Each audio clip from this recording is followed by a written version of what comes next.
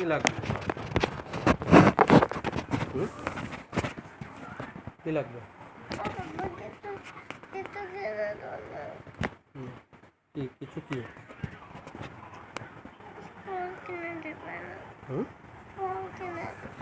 ফল খাবে? ফল খাও। তো কি খাবে?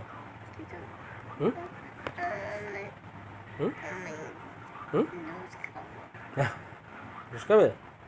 ঠিক আছে, জুস নিয়ে আনছি, জুস খাবে। ও তুমি জুস খাবে না, তোমার জ্বর ওঠে না এখন?